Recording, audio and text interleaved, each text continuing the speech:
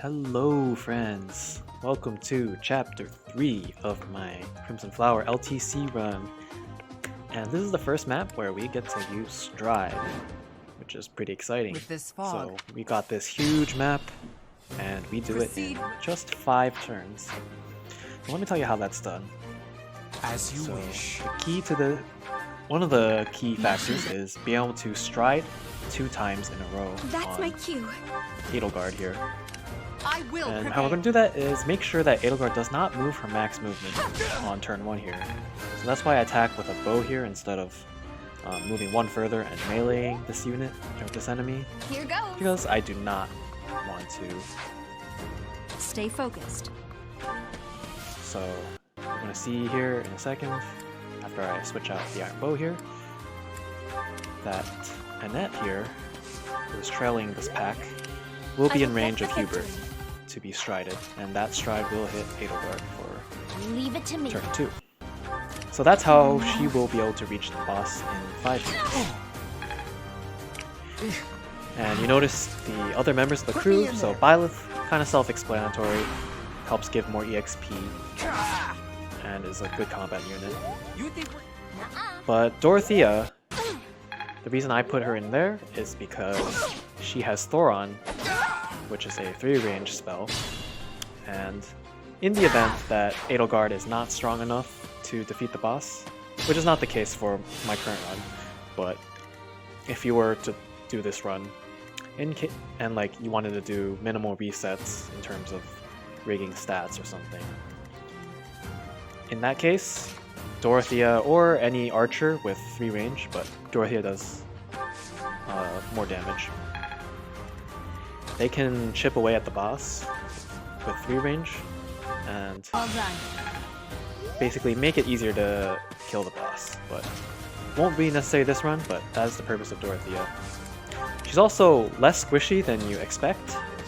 She's base 4 defense, and she's only level 2 right now. I don't even remember if she leveled up defense, but I gave her an iron shield and a battalion with protection +1, so she's actually not that squishy right now.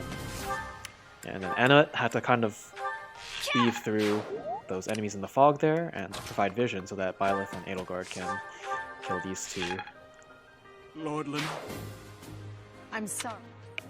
And then Annette, she right now is with me through mission assistance. I haven't actually recruited her yet. And she's pretty important. She gives Edelgard rally strength, and that is extremely useful for her killing Leonardo later. So it's about time that I talk about the crew in the back here.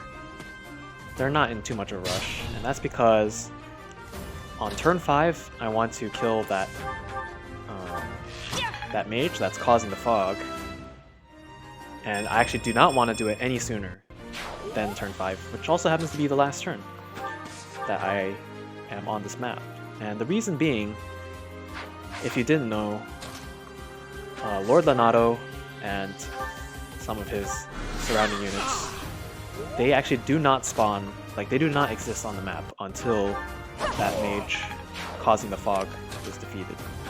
And that's also the second key reason that this map can be done in 5 turns. So normally, if you play this map normally and you kill the fog mage kind of like before your other units are charged way ahead towards Leonardo, what will happen is that there will be some units, I guess a wall of units that will spawn on this path that will block your way. They're also really annoying to enemy. You can't just kill the fog mage earlier and then enemy phase those units because they have gambits. So, and they're also tanky. Like 2 of them are armors. So the way we bypass them is by waiting until turn 5 to kill the fog mage. And by then, my boss killer crew is standing on the exact location where that wall of units would spawn. And as a result, when they spawn, there will be like a hole in the wall. And then I can just kind of walk through. So that is basically the other reason that this map works in 5 turns. But it's very important that Fog Mage does not die until the last turn.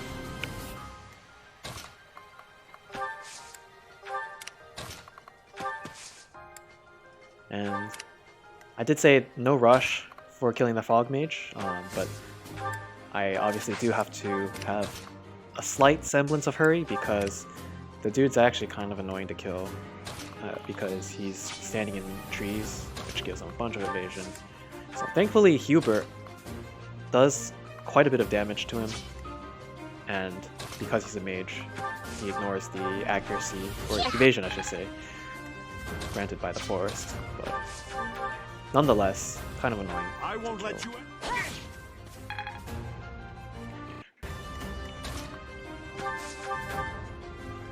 And you may have noticed if you're like paying extremely close attention to details that I used Nosferatu on Lysithea. So basically, like for one of those archers previously, I had Casper attack, and then Bernie attacked, and then Lysithea attacked for the kill. And I could have just used Miasma to kill after Caspar attacked, but I wanted to attack specifically with Nosferatu so that she gets more faith experience, because I am rushing Warp on Lysithea for chapter 5, and every single point of faith experience is helpful. Caution is needed. And normally it's kind of doesn't matter for most units, but Lysithea's personal skill also doubles her experience, skill experience, so just that much more valuable to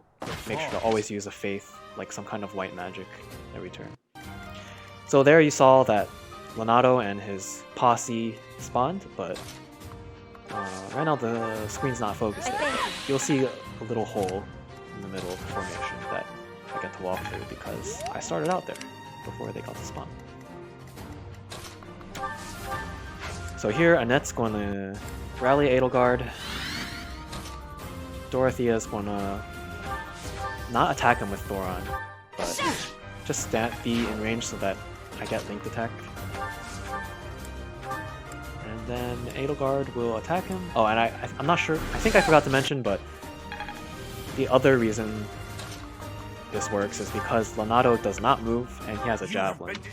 So what he's going to do on enemy phase is attack Edelgard and not move, and then Edelgard will get a counter even though she's using a bow, which is very convenient.